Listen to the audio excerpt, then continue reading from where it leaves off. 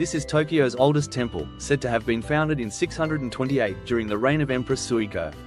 The story goes that two brothers fishing in the Sumida River found a statue of Kannon in their net and enshrined it as the principal image.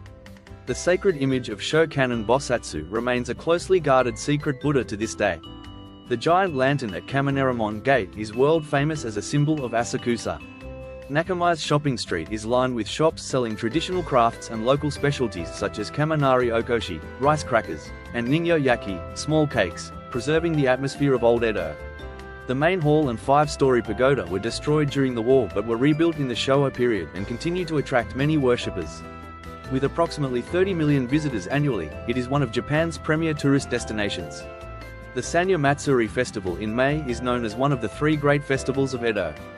Please enjoy Tokyo's traditional culture at this place where the vitality and faith of the Shitamachi, downtown, district live on. This is Tokyo. Okay, so if you've ever been to Tokyo, or you're planning a trip, you've definitely heard of Asakusa. It's home to the famous Sensoji Temple. But here's the thing that might make you scratch your head. Right next to this massive Buddhist temple, there's a major Shinto shrine. Two different religions on the same sacred ground. So today, we're going to dig into this 1,000-year-old story and figure out exactly why they're neighbors. And our story starts right here, just like it does for millions of visitors, at the incredible Kaminarimon, or Thunder Gate. I mean, with that giant red lantern, it's an amazing photo for sure. But it's so much more than that. This gate is literally the entrance to a story that's been unfolding for well over 1,000 years. So you walk through the gate, you pass all the bustling shops, and there it is. Sensoji, Tokyo's oldest temple. But then you notice, just off to the side, something else entirely, a Shinto shrine. And that's when the big question hits you. A Buddhist temple and a Shinto shrine, literally feet away from each other. How does that even happen? In most places, it's one or the other. So why here are they sharing the same sacred space? Well, to get to the bottom of this, we have to rewind the clock. And I mean way, way back, over 1,300 years. The answer is wrapped up in the founding legend of this place, and it's all about three guys.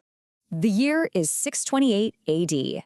You have to forget the Tokyo we know today, with its skyscrapers and neon lights. Back then, this was just a quiet little fishing village on the Sumida River.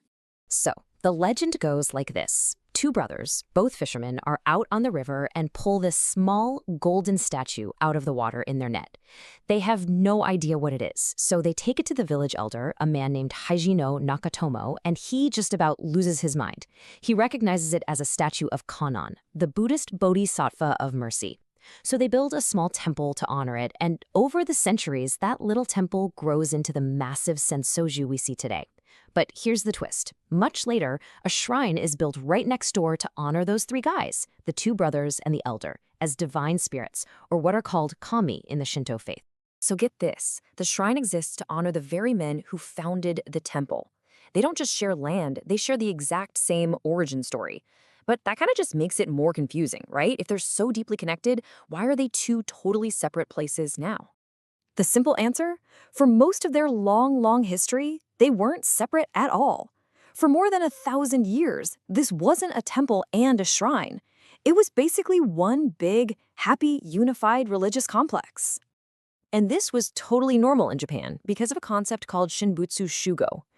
You can think of it like a spiritual mashup.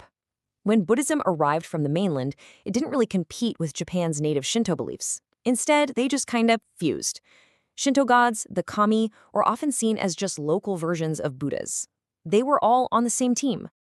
And this wasn't just some philosophical idea they talked about. It was real. I mean, they were literally using the same buildings for both Shinto and Buddhist worship. Someone could walk in and pray to a Buddha and a kami in the very same spot. It was all one and the same. You want proof? Look no further than the year 1649. The shogun, the military ruler of Japan, Tokugawa Ieyasu, sponsored a massive reconstruction project right here. And he didn't just rebuild the Buddhist main hall, he also built the Shinto shrine right beside it. In fact, if you look closely at the shrine's roof tiles today, you can still see the official crest of the Tokugawa family. That's how linked they were. This peaceful blending of faiths went on for centuries. It was just the way things were. But in the 19th century, this 1,000-year-old tradition came to a sudden, dramatic end. And this is where we finally get the answer to our puzzle. If you look at this timeline, It's all fusion, fusion, fusion, until, bam, 1868. That year, Japan's entire political system gets turned on its head. The age of the shoguns is over, and a new government, centered around the emperor, rises to power in what's known as the Meiji Restoration. And this new government wanted to forge a new, strong national identity. To do that, they issued a powerful decree called the Shinbutsu Bunrei. It basically meant, all right, party's over. Shinto and Buddhism have to be separated now. The goal was to untangle the two and elevate Shinto, the native faith, as the official state religion. It was a huge political move. But this wasn't just some administrative order. It kicked off a violent anti-Buddhist backlash across the country, known as Haibutsu Kishek, which means something like abolish Buddhism and destroy the Buddha. It was a cultural catastrophe. Thousands of priceless Buddhist temples, statues, and scriptures were just destroyed. And that is the moment our one big complex in Asakusa was forcibly split into two separate entities. Fortunately, both sites in Asakusa managed to survive that incredibly turbulent period. So what does all this complicated history mean for you as a visitor today? Well, it means you get to experience two very distinct spiritual atmospheres standing right next to each other. So here's how it breaks down now. Sensoji is the Buddhist temple dedicated to Kannon. Asakusa Shrine is Shinto, honoring those three founders, which is why its nickname is Sanja-sama, or Shrine of the Three. And while the temple is constantly buzzing with daily worship, the shrine is probably most famous for its absolutely wild festival in May, the Sanja Matsuri. And you can really feel the difference when you're there.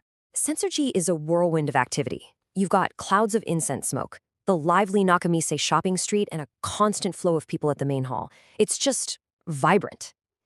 Then you walk a few steps over to the shrine, and while it's still busy, it offers a calmer, more serene space for reflection. Well, until the Sanja Matsuri hits, and then the whole place just explodes with energy. So in the end, their closeness isn't a coincidence at all. It's a living monument. When you stand there, in that space between the temple and the shrine, you're standing at a crossroads of Japanese history. It's a physical reminder of 1,000 years of spiritual fusion, a dramatic political separation, and an incredible story of resilience. So the next time you find yourself walking through that famous Kamenarimon gate, remember, you're not just visiting two separate buildings. You're walking through a single incredible story, written over centuries. And it really makes you wonder, doesn't it? What other hidden stories like this are out there, just waiting to be discovered? And that's it for today's video. I hope you enjoyed exploring this part of Japan with us. If you found this video helpful or entertaining, please give it a thumbs up. It really helps us reach more travelers like you who love Japan. And here's the most important part. If you haven't already, please subscribe to New Wealth Japan and hit that notification bell.